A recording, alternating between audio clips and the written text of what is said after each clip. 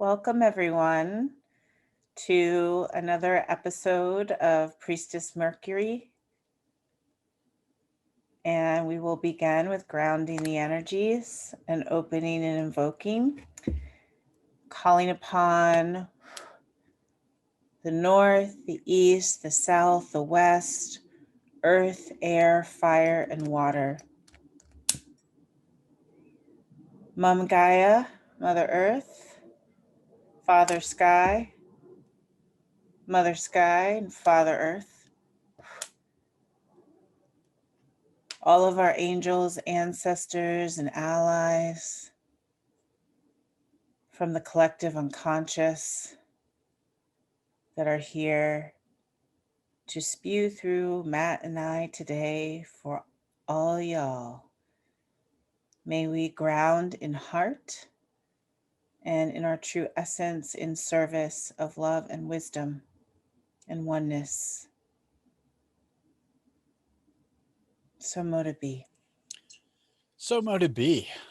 And we're going to jump in today. Yesterday, we're recording on Tuesday, the 16th. And so yesterday afternoon, Mercury entered Pisces to join the Sun and Venus and Neptune. And so we have right now a stellium of planets. They're in the final sign of the zodiac until the solstice, which is coming up shortly. So for a few days, we've got all of this Pisces energy coming at us. And, Pisces being the kind of point at which we finish the journey and return and start over again. It's, one of those signs where things kind of shift and change and bring us in out of one story and into another. And so it's really helpful to tap into the uh, the less logical and open ourselves up to what is potential and into the unconscious. And so we want to dig in today and look at the unconscious, shadow work, and how divination and astrology kind of play into that. Yeah, we're going to take a deep dive into Pisces. Pisces, the sea, the wild, wild sea. Pisces, the literal sea, where all that crazy life is, the origin of life. And the origin of life on Earth, the sea, the origin of life for us is the collective unconscious. And the collective unconscious is the 12th house in the birth chart. And the 12th house and the collective unconscious is Pisces, is Neptune, all that. And to feel into this aspect of who we are, this aspect of who we are is transpersonal, beyond the self. It is beyond the ego, beyond ego identified, and yet we are completely connected with it. Mm-hmm. We are never this plucked ego that's just like wandering around separate. We're always connected to all of our angels, ancestors, and allies through the bloodline, which is the horizontal, kind of how I see it, the horizontal, and the past lives, which is like the vertical. Like we have a ceaseless journey going on so many levels through the bloodline and the DNA, which makes up a big part of us. I like to call that the dragon. Through the vertical, the soul's journey through all of the very many lives. We also have, you can also look at that 12th house in terms, if you're thinking about it more from an atheist or like nature oriented, would be kind of just being what, like connected and in the symbiosis of nature. Mm-hmm. You can look at it that way as well.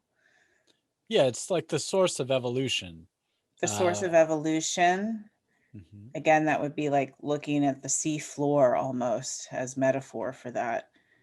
The Mm-hmm. origin, the single cell bacteria, grandma single cell. Mm-hmm.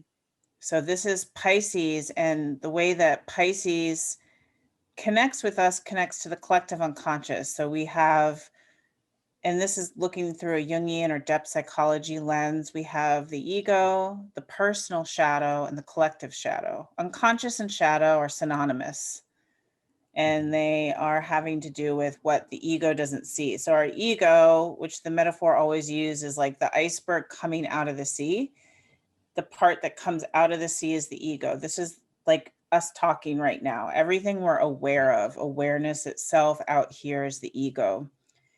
And then right underneath, the part of the iceberg that's underneath the water is the personal shadow, which would be the eighth house of the chart. And this is where everything that gets suppressed and oppressed and repressed in childhood as our neural pathway forms our ego identity by age 7, that's pretty hardwired. Everything that gets oppressed, repressed, suppressed goes into the personal shadow and throughout your life. So when you won't let yourself feel sad, it goes into the personal shadow. When you unconsciously submerge your artistic talent because you live in a house of lawyers, you grow up in a house of lawyers that don't honor creativity, whatever, it gets suppressed in the shadow. The collective unconscious is the 12th house, way deeper, the collective shadow. And this is where our ancestors live.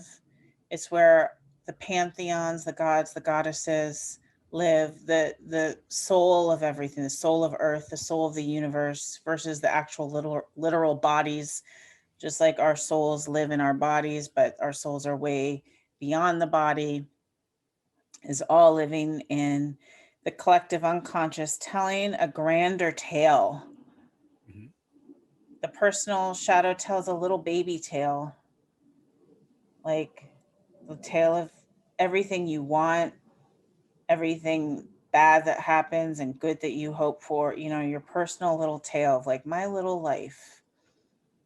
And then the 12th house tells the grand tale, the grand story of humanity, Earth, the galaxy, the universe. That's Pisces. Pisces is the grand tale where we're all connected as one, where all is forgiven and where we let go and surrender, all dies to be reborn into little baby Aries in that first house, which is coming with this spring solstice. So we're about to get squeezed out, all brand new, spanking new, screaming in a few days with the Yeah. solstice. Yeah, in about what 4 to 5 days, will the sun will move into Aries, quickly followed by Venus, and so we'll move out of this Pisces energy and into something a little more active, and a little bit more embodied.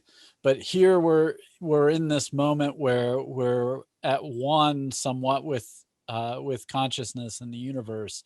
And so, you know, we wanted to take today and kind of dig a little into, you know, why we do things like pull cards or runes, or you know, why we, you know, look at these archetypes within the chart as having these kind of multivalent meanings that can show up in different times in your life and in different forms. You know, the dream state. You know, why do we want to engage with these kind of things? Let go of, you know, that mercurial obsession with logic and reason, and kind of tapping into the intuition, that other part of the mind that goes back and forth between the unconscious and the conscious, and gives us, you know, that inner kind of trepidation sometimes when we're going somewhere where we know is kind of off our path, or, you know, or it's, you know, seeing the synchronistic messages that shouldn't be there. They shouldn't make any sense, but they make sense to you. And, you know, so we want to take some space to dig into that and honor that. Yeah, that the intuition is the inner navigator. And the intuition may rise as your own soul. It may rise as an ancestor. It may rise as an archetype. And the astrology archetypes all live in that 12th house too. I mean, they rule houses, but they all spring up. It's like kind of thinking about what's springing up into my ego consciousness now. What's springing up into my ego consciousness now? What about now? And so, I mean, a lot of times I'm kind of, whatever. Let's talk about the shadow of Pisces for a second, because Right. I keep feeling this desire to let go of my line of thinking and just trail off and just stare out the window. Like, it's almost so effortful to stay intellectual. And Pisces doesn't want to. And the collective unconscious doesn't want to. So it's like if I kind of meting out and sinking in, like if I let my intuition guide right now versus my ego, because my ego wants to be like, let's stay on track. We're making a podcast. Let's make sure to describe and explain things. But if I let go of that, which is like this desire, Piscean desire, my intuition, what does my intuition want to say? What does your intuition want to say right now? It wants to like hold up the bag of runes. There's all these different ways to access the intuition, the soul, collective unconscious, tarot cards, any divination tool. We've got the archetype deck, the tarot is a direct access way to gather information, to connect. Anything physical can be a conduit for the intuition. But it's images though. Yeah. It's But the not cards, words. yeah, the cards and the runes, like these things get us out of language and into the space where we have to piece the puzzle together intuitively. Yeah, and it's through the images, the symbols. That's the language of everything beneath ego, of the shadow, is images. That's why dreams are direct access also, because they're images. Yeah, this is a great time to be keeping a dream journal. Scheduling an appointment with a Jungian analyst and going in and talking about your dreams. I'm going to just give a quick tutorial when you don't have the money to sign up with a Jungian dream analyst. Have your tarot deck in the morning, pull like this. Everyone in your dream is an aspect of yourself. Who was my mom in my dream last night? Pull. Who was this person I dreamed about last night in my dream? What aspect of me? Pull. What did it represent when I was in the hospital in my dream last night? Pull. And you just pull a card for every person and situation.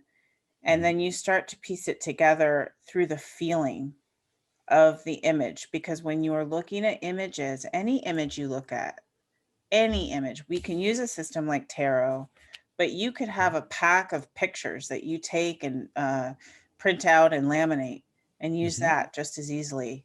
It just needs to be symbols and images. And then through the feeling of the images, you start to be able to tell a tale that's bubbling up from the unconscious. And then what you can do is say, what is the directive of the dream? Because the unconscious is trying to give you a direction. And then you can pull 3 cards. What is the directive of the dream? Sometimes that directive will be a warning. Sometimes it's just letting you know feelings that you didn't know existed. Sometimes it's giving you actual navigational advice.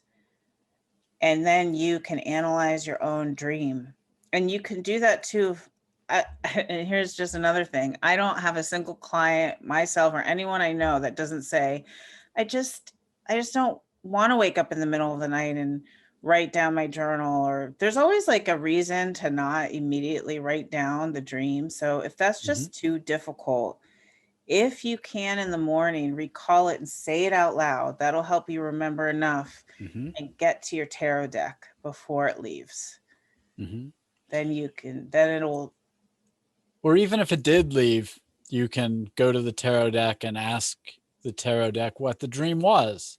Yeah, you can use the tarot to recall it. Exactly. And it's such a great way. I did that this morning. I had the most intense dream coming from my ancestors, having to do with some tragic family stuff. And it was just so powerful. You know, I recalled the dream when I woke up and then went right to the tarot in the morning. Going to the tarot in the morning, because the morning would be the time that we're most connected to the collective and personal unconscious, to the shadow. That if you can avoid the phone or just be on it quickly and really use the images. The words are the language of the conscious, and the images are the language of the unconscious. And yeah. Yeah, I mean, there is a way to engage with language that is much closer to the images of dreams. But I mean, it does require letting go of the logical. Well, that's the thing, is you look at the image and then you talk. Because then the conscious is fleshing out the unconscious. So when you look at the image and you're like, I feel like he's relaxed, he's at peace. You know, then you're speaking direct from the unconscious. And this is what I do with clients when we pull tarot. It's not divination. It's let's directly talk to your unconscious. And then I always ask them what they see. What do you see here? And what they see is the most truthful answer, because they're talking to their own unconscious self by looking at the images, no matter what the meaning of the tarot is. This is using tarot, again, more in that depth way than in a divination, although usually winds up being divinatory anyhow. Yeah, I mean, that's the more potent way of dealing with the cards. Yes, it's helpful to know what all of the associations are with the cards. They can give you get your mind to pop to something really fast, but it's not necessary. The card itself, you'll have an association. Your brain and your body and your spirit will go somewhere if you're engaged in the process. And that's the most important part. Trust whatever does come up, regardless. I mean, even if it like goes against what that card is supposed to mean, what you're doing is you're setting up an encounter. You're asking whatever you want to call it, source, your inner self, your true self, God, Jesus, whatever. You are engaging in a process of communication there that's beyond just the three-dimensional space. And so opening up to that, whatever comes through. And the cards are just kind of a conduit for that. They just give you something to spark things in your body and in your mind, which connects to all of the spiritual stuff. Right. And pretty much your body is the shadow. It's the conduit. It's the magnetic field. Basically, it's like our bodies look solid, but they're like magnetic fields with many layers transmitting. So they're transmitting the ineffable and the numinous into distinct concepts, ideas, understandings, because that's all we can do as egos. The ego is precious. The ego is what develops when we're little. It's how we be a human. We couldn't be human without ego. Like, that's the part of our mind that's here to be a creature. So everything that we communicate has to be a thing. We have to be able to name it, and we have to be able to put a boundary around it. The stone has to be stone. It can't just be this amorphous, then we're off the planet. Then we're like in our multidimensional light beam bodies. Oh God, I want to go back so bad today. Anyway, Pisces, like, please, this form is too hectic. Anyway, so we have to be able to label, have boundaries around things. So that's the ego. So the body is actually the magnetic field, the translator, like, and by feeling, so the body has all types of feelings. We have physical feelings like, ouch, that's hot. And then we have intuitive feelings like, the hair in the back of my neck's raising. I feel a little wary, Mm-hmm. and we have psychic feelings. Like, I feel like something bad's about to happen. Mm-hmm. We Yeah, have all premonitions. premonition and those are all transmitted through the magnetic field of our bodies. So our bodies are these amazing temples. We've objectified them when science and religion are both fucked up versions of Mm-hmm. each other. Like, they're missing half of each other, and turned into something different. But in that merging, which is going to be this age of Aquarius, where the two are going to merge and we'll reach a new level of understanding matter, and like, they won't be separate anymore. But that, I don't know, I forgot. Well, kind of building on that, like some things that are really helpful, and you'll see it in any kind of occult practice. You'll be directed to do things like yoga, uh, where you're bringing the body and the mind kind of together, Oh yeah, so that you so can be more important. sensitive to, what the messages of the body are, what's coming through you, so that, because a lot of times, like, everything gets mediated to us, and the body becomes like, a lot of us don't really, That's what I was most trying of to the get time, to. don't have a material relationship to our bodies, and we kind of zone out, and but Or only a material relationship. Yeah, it's either dissociated and all heady and in the mind, mhm, or it's like overly material, like it's this object to perfect, to make the muscle look a certain way, to make, the skin look a certain way. We either over materialize, or we dissociate from it, when really the body is this multi-dimensional magnetic field of brilliance.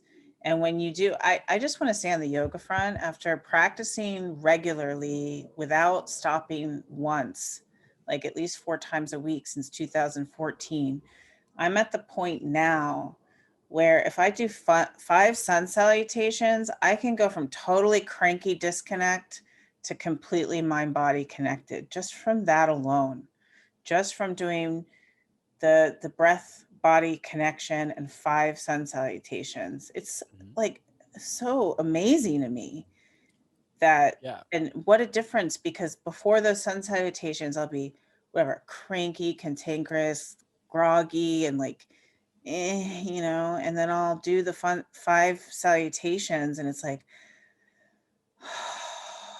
mhm, like, I feel like I suddenly become like a flute, resonant and open, and there's a grace. This is what's available to us, that when the body and the mind connect, and the body and the mind open, and we connect to that 12th house, mhm. what comes through is grace. What comes through, or whatever. Maybe you have to bawl your eyes out on the floor. Mhm. Maybe it's Well, grace. sometimes grace looks like that. Yeah, Like, yeah. Sometimes uh, grace looks like, grace is like flow, mhm. really. It's that flow of presence. It's being present.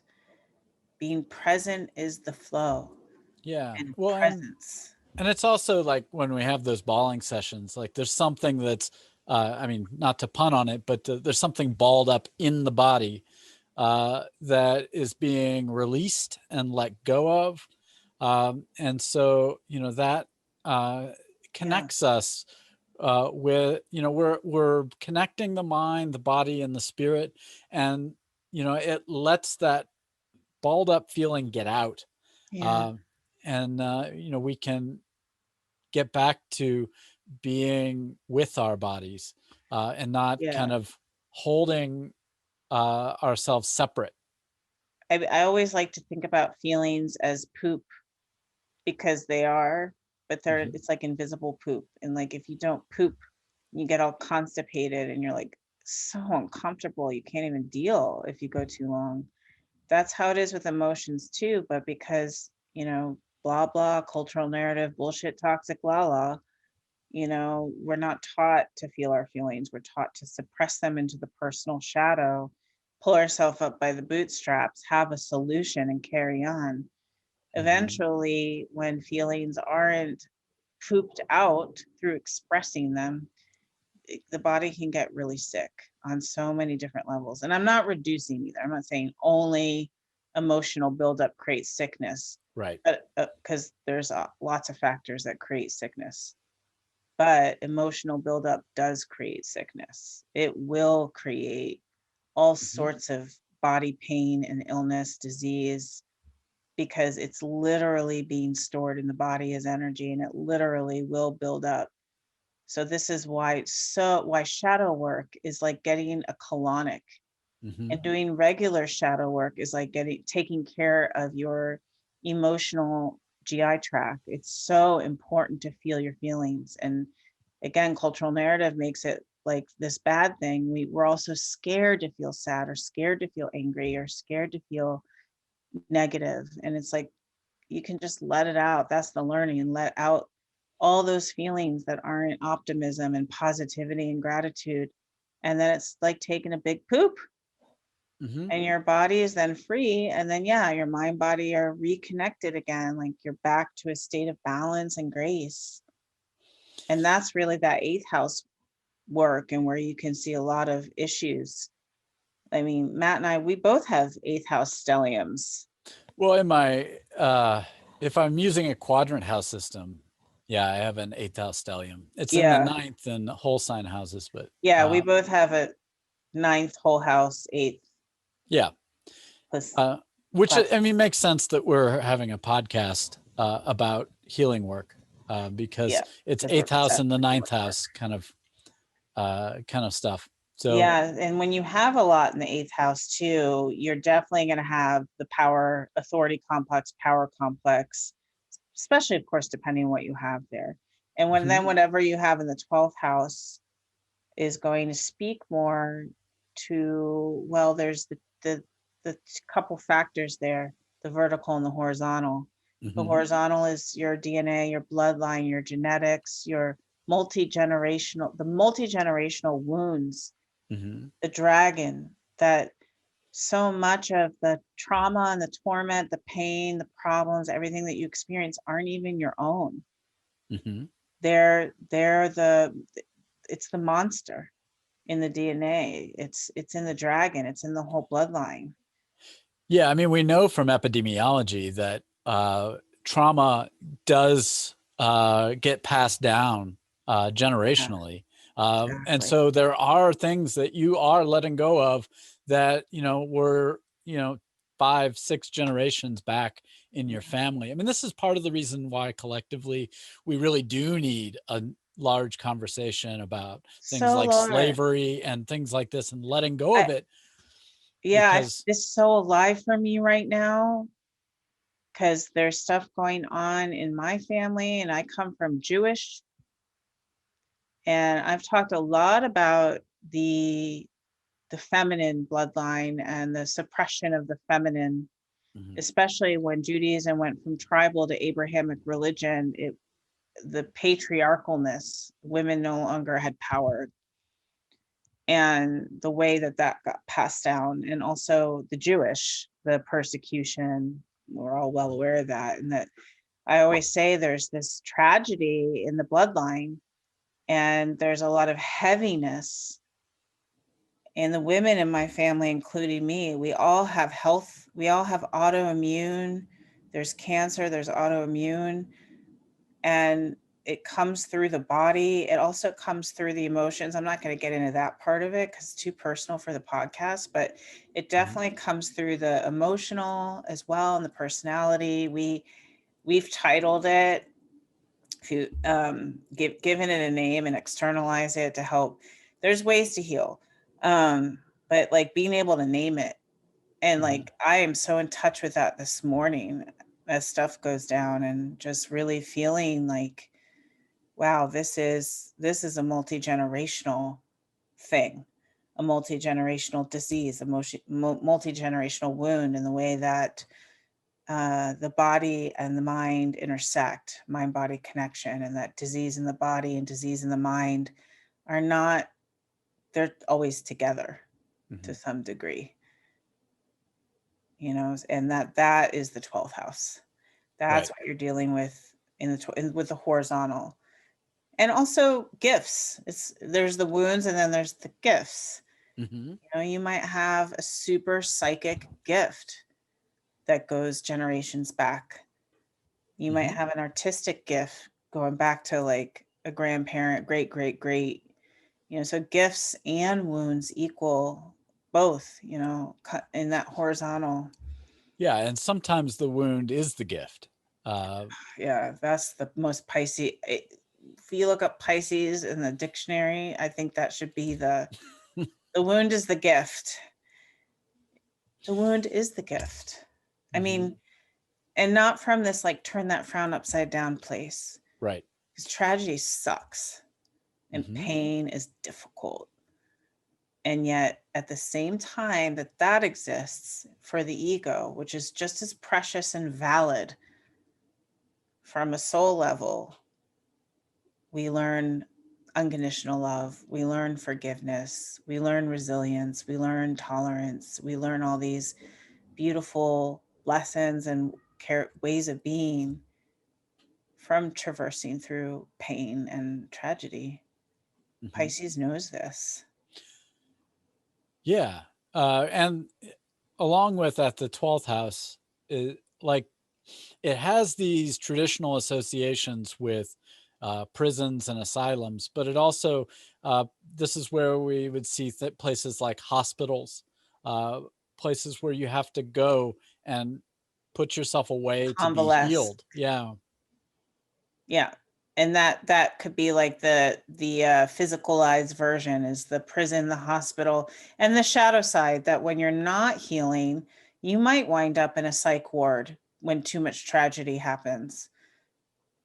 When you're not healing, you might end up in a hospital till death or not. I mean, even when you are healing, sometimes Even you when might you are want to. healing. Thank you, Matt. Thank you. Thank you. That's a really good call, because healing doesn't necessarily provide a result that keeps you away from the psych ward, the hospital. Yeah, that's the lesson of the 12th house, Right. is that sometimes the painful thing is the thing that'll heal us. And it's, opening yourself up to the harder and the harsher parts of life in order to surrender to where things are going and that you're not in control Surrender. of it. Right. That's major 12th house, surrender and letting go of control, the helplessness of the shadow aspect of that. And that the shadow of Pisces really is that there's delusion, self-sabotage, addiction, escapism, and tragedy that ends in tragedy. And the light of the Pisces would be more that healing, the healing that brings the result. Like you heal from the cancer, you heal from rape, childhood sexual abuse, whatever, like you heal from it. But some people don't heal from it. Right. And that karma that can go in either direction isn't personal. That's a huge lesson of Pisces in the 12th house, that it may be your karma to have some aspect of your life or your life itself end tragically, and it's not your fault. You didn't make it happen.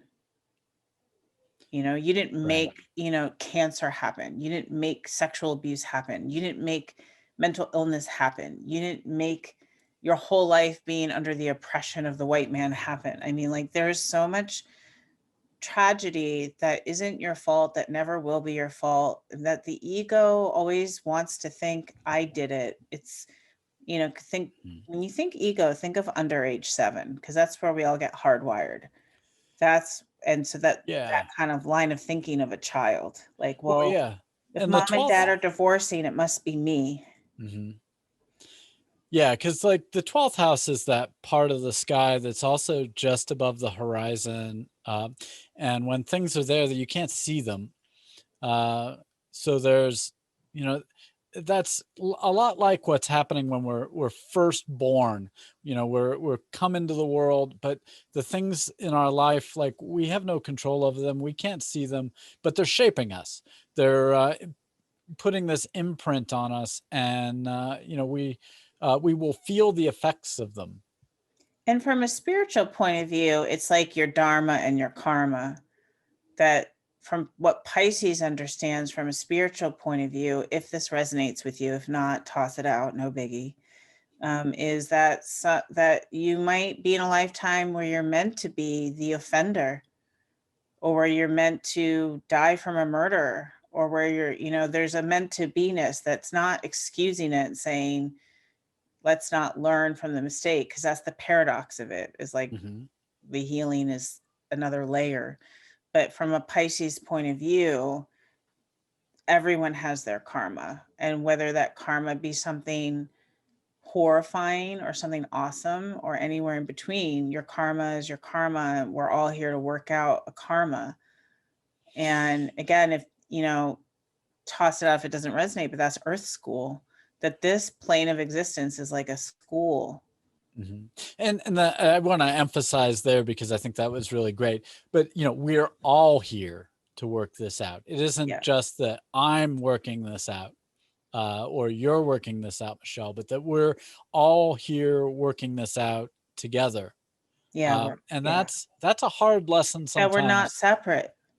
Hmm. That's why, because we are, everything that you do affects me, everything I do affects you, with everything and everyone. We are all connected. I mean, you can get really anxious around that, hyper vigilant, and, you know, not want to kill anything and be super like, oh, but that's just being afraid of pain. Hmm. It's like getting used to pain, building tolerance around pain, tears, frustration, tragedy, endings, like the circle of life here on earth, pain and pleasure, dark and light, Right. all of And it is sacred. you know, when you really get down to it, there is no way for you to live and not destroy some type of life. Your body converts things Right. into energy, and you are, you and all of nature, like, everything is turning over into itself. There, you know, Birth, life, death, rebirth. Birth, life, death, rebirth, which is Sanamata, right? There's a satanama. Yeah. Satanama. There's a, I'm The touching my, chant with the planets as the fingers as the planets, the yeah, you, mudra. right, Yeah. the mudra. You touch your thumb to your first finger, to your second finger, to your ring finger, to your pinky, which is Jupiter, Saturn, Hmm. Venus, and Mercury. Uh, Satanama. um, Satanama. yeah, I'm blanking on it right now, but yeah, I Thank think you, that's right. Mercury. Yeah, and when you do that, it tones into your body, because remember, the body is the magnetic field, which is why mudras are Mhm. powerful. That it's like helping you, and this is very Pisces, Satanama, surrendering to the cycle of life, the circle of life. All life creates death, all death creates life. We are Mhm. here for a limited time only, with our eyes open. Yeah, that's a great practice too. It's one I've done a number of times. Maybe I'll go for 30 days where in the morning I'll there, you can look it up on YouTube as the Kirtan Kriya. Uh, so spelled with Kirtan, and it'll play along with it, and you can chant. It usually has you do out loud for a while, and then whisper for a while, and then do it silently for a while. But you're doing this mudra all the way through. It can be a really grounding. You're basically touching in with that cycle of life of the universe, and it can, Connecting. yeah, it can really Speaking help you with that letting go. Speaking of, I feel like let's make a big beeline and pull some cards or pull a rune before we run out of time. Yeah, I think that's a great idea. Let's maybe start with you know, pulling maybe pulling a card. What we should probably come up with a question, because, and this is helpful too when you're coming to the deck. Uh, if you can figure out why you're coming there, at least a little bit. it gives you a little more clarity and a little more tuning And the to what. most general way to do that too, when you don't have a specific, Matt, do you want to be the guinea pig? Yeah, sure. That sounds So, great with me. okay, so here's the most general way to be specific is you can say, what does my shadow, what wants to be revealed from my shadow? Yeah. So let's do that for Matt, okay? We'll do you. What wants to be revealed from Matt's shadow? I'm gonna pull 3 cards and hold them up together. I always pull in 3s, always. 3 is a great, I mean, because you get like it's a great. Well, the number 3 in numerology is about expansion beyond the union of 2, so it can give us, give you a great message Okay, let's combination. take a look.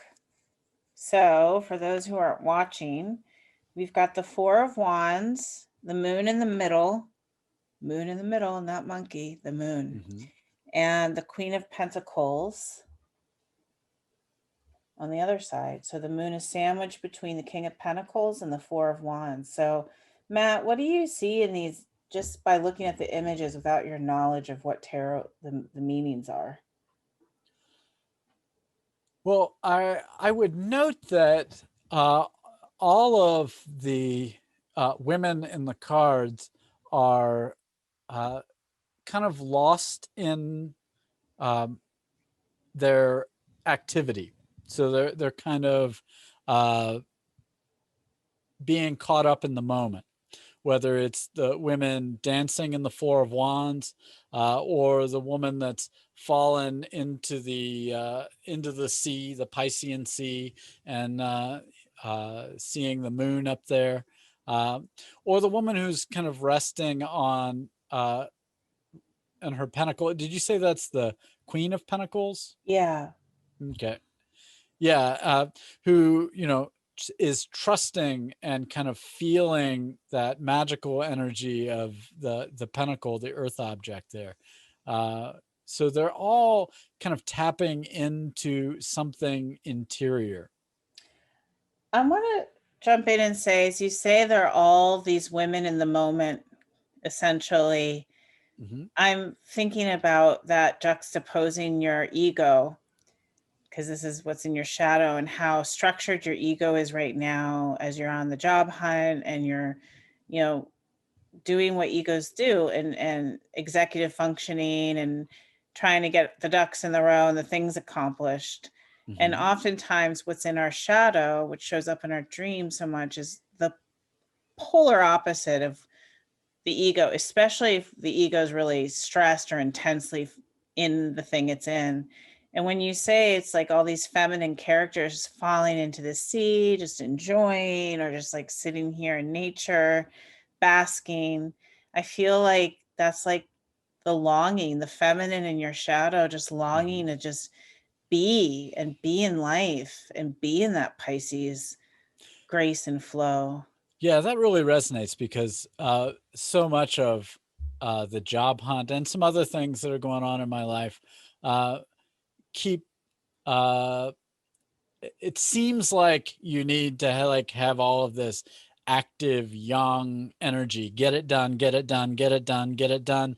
But so much I find that when I do just kind of let go and get into the zone a little bit and not fret so much about meeting the quantity of activity that's necessary, that things tend to come to me and tend to work themselves out.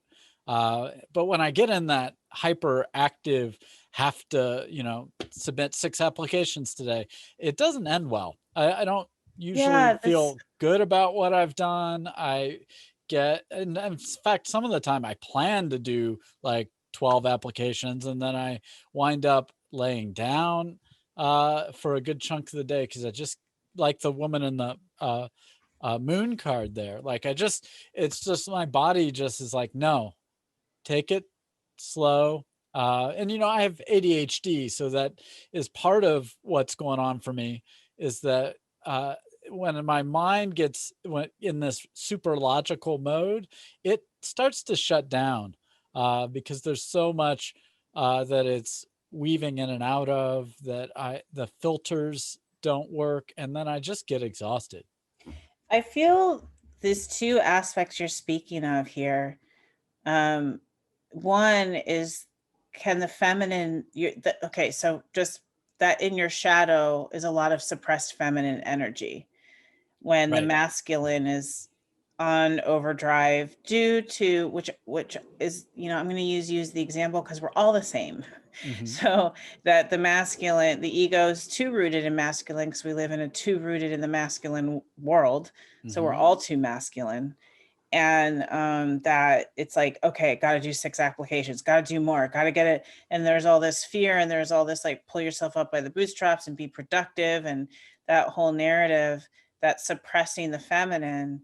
And that the two tracks I feel as you're sharing this is, one, if you let the feminine out through the job hunt, things will come to you because it opens the door for divine synchronicity. Again, our bodies are magnetic fields. Everything is connected all the time. You can Hmm. operate from a completely different plane. It takes a lot of skill and practice to shift over to this plane, but it's hella way better. But like, um, Hmm. that if you can surrender to the feminine magic in you, to your intuition, your synchronicity, your felt sense, then you might just naturally gravitate to Glassdoor at 8:02 p.m. and see this perfect job, and like the words flow out of you. And it can be more, it doesn't have to be the bulk, it doesn't have to be putting in 100 to get the one. It could be more synchronistic, and Hmm. it can honor the ADHD, which who knows really what's underneath that on a collective unconscious level, and how much of Right. ADHD is a collective disease springing forth from suppressed feminine energy, which is kind of what I feel. But then let me finish the other track. I'm like trying to get it all out before it leaves my brain. Is how the feminine also just needs to like chill the fuck out. Hmm. Like, I just want to stick you in the park or stick you by the sea.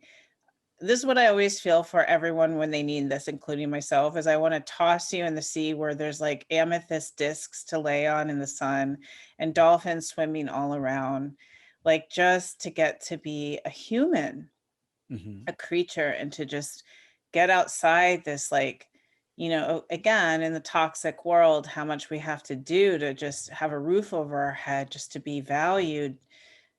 It, uh, I feel so much anger in Hmm. sacred anger that is the friend part of me feeling protective and wanting to see you have some of this feminine outlet here, just as a human, outside of like all the things that have to get done. Yeah, I mean this is one of the generational traumas that we're dealing with. Probably the fallout of all this earth energy that we've had for 200 years, where it's this overemphasis on masculine or yang, or however you want to think about, conceptualize this taking energy, where you go out and you actively propel yourself out and you do. It's poisonous. Yeah, and with but and but we need that And where is it in balance. your family? Let's name it, just again to be an example for our listeners, that yes, collectively it's the toxic patriarchal karma that we're all in. And then in your particular family, where is this most prevalent? Yeah, I grew up with all this hyper pro capitalism. You're you have to work to eat, and that kind of value like drilled into me again and again and again, and this uh, kind of diatribe against taking any kind of safety net, like unemployment, or there was always this scoffing at uh, mostly women on welfare, Is this and coming from your dad's side? yeah, Yeah. well, yeah, and Well, I mean, I know we're all of it. all under it, every Yeah. side, It's everyone. America. It's partially America, It's but it's America, but just trying to get a little specific. I'm just like, what am I feeling? I'm just feeling like this specific. Is this the dad wound? You know, because you can name it that when you're going into the 12th house. You can name it the dad wound, the mom wound. And just kind of get like the way that they can come through differently.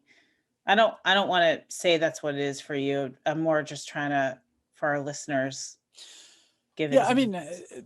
that could be one way of naming it. I mean, mostly, I guess I got a lot of that from my dad. So That's what I keep feeling into, is like a lot of that judgment and yeah, the and the feminine patriarchal structures in the church were also very church, much. the church and yeah, right. It's There just was there was bleeds an through. emphasis on charity, but there was also a lot of judgment about laziness that Right. was very um, that made it very hard to deal with in terms of being someone who struggles with executive functioning, like I just forgetting things and not having And ultimately, structures in place. yeah, like ultimately underneath these specific examples, what I keep feeling as I look in these pictures is I'm not seen. Hmm. I'm Yeah. drowning. Nobody sees. I'm drowning in the sea. And this is like, this being seen is like the joy. I mean, in this picture, for those just listening, it's like these two women at a carnival just dancing in happiness. You know, they're Hmm. celebrated. Yeah. They're celebrating and they're celebrated. Who in your upbringing celebrated you? Who saw you? And then here's this woman, Queen of Pentacles, being really content with her physical life, serene, Hmm. which is like, you know, again, when we're looking into the shadow, in the personal shadow, you're saying that contented physical well-being is shadowed. It hasn't come up on the surface yet to live, this part of you. You could also wonder, when you see the court cards in the tarot, what ancestor might be coming forth for you. Right. Could this be a grandmother, an aunt, or, you know, we don't have to get gender specific with the queen. It could be a man just as much as a woman or whatever. But Hmm. like, is this a specific ancestor? Is this a specific guide that wants to help? Because when we call upon the ancestors, they do help. They are able. I mean, I know in my family, in the, again, the feminine line, whenever my grandmother is visiting, we smell cigarette smoke. Mm. They affect the ancestors, as well as our guides in the vertical ancestry of the soul and multi starseed beings and all that. They affect the physical realm because it's all a magnetic field. It's all able to be affected. Hmm. Everything can affect everything.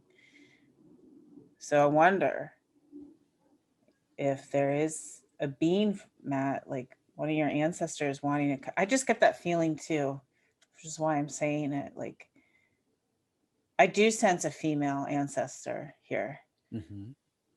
that wants to come through for you, a guide. I really get that sense.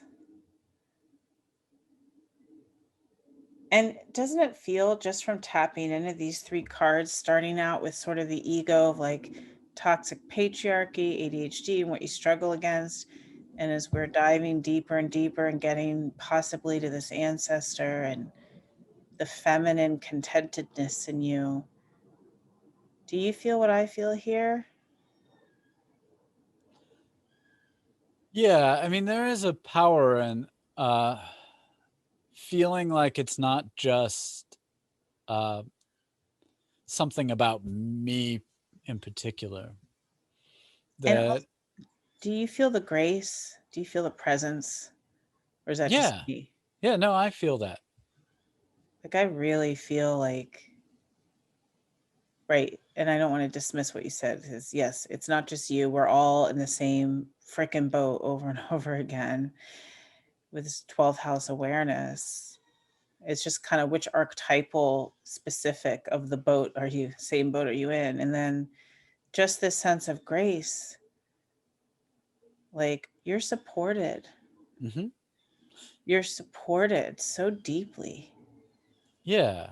And that's, you know, as I think about that, I think about the women in my family that, you know, when I did need help, Yeah, is this your have come through. mom?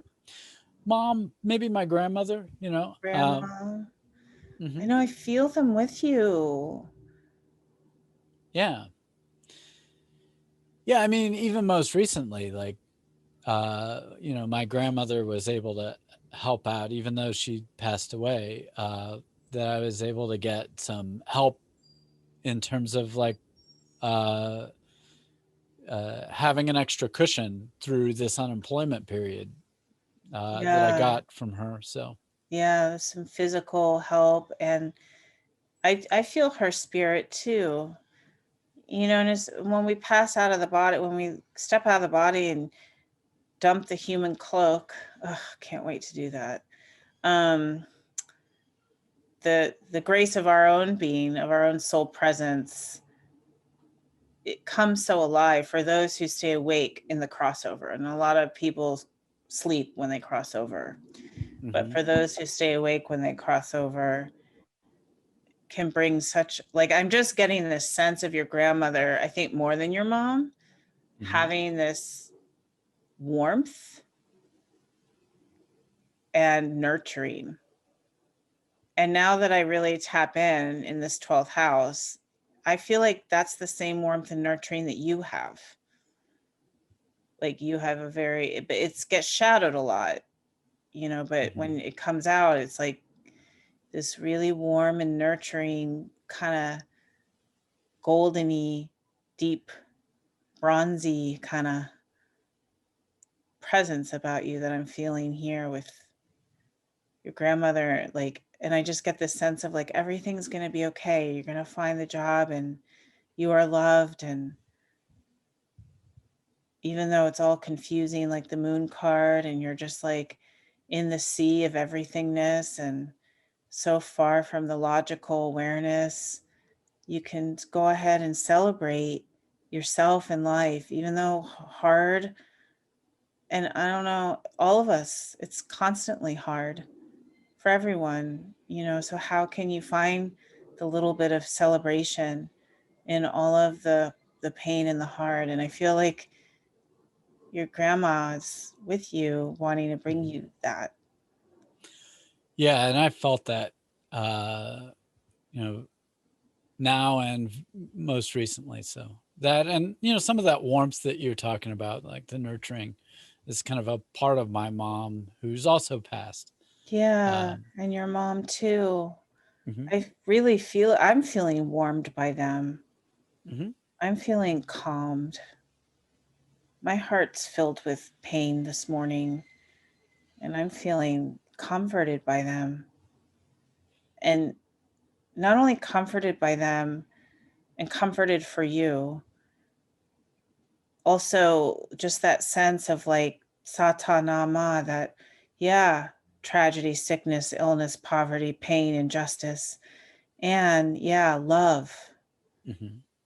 And this tiny moment of love, this tiny moment, like right now, where we have 5 minutes to breathe and recognize how much love exists. Or I don't know, it's hard to put words to because it's Mhm. felt like my cells feel calm. Nice timing for the bell. Yeah, and so you know, thank you all for sitting through this with us, and you know, let us know, you know, what areas that you want grace in. We you know, encourage you to take up a practice of divination that, you know, come to it without all the baggage of having to know what the cards or the runes or you know, whatever you use means, and just pay attention to the body and what it messages it's giving you, And your uh, imagination. and your imagination. This is a great time for that. So leave us comments on the YouTube, or you can email us Comments, at email. priestessmercurypodcast@gmail.com. Again, if you want you need therapy with a perspective that brings in astrology and the tarot and this kind of shadow work, reach out to Michelle at michellebloomcounseling.com. If you want an astrology reading or a tarot That's reading, not the right email. It's healing at oh, michellebloom.com. healing at michellebloom.com. No, I'm pretty full right now, but if it's meant to be, it's meant to be. Yeah, and you can also go to intransitastrology.com and sign up for an astrology reading with me, or if you reach out to me at the website, I can set up a tarot reading as well. So we'll be looking forward to coming back here on the next Mercury's hour, and next time it'll be Aries season, so we'll be kind of in that beauty of springtime and the beginning of the regeneration of life again. So until then, Bye. Satnam or Aloha, or whatever Shalom. Shalom, whatever you use as a benediction, and we'll see you again on the other side. See you on the other side.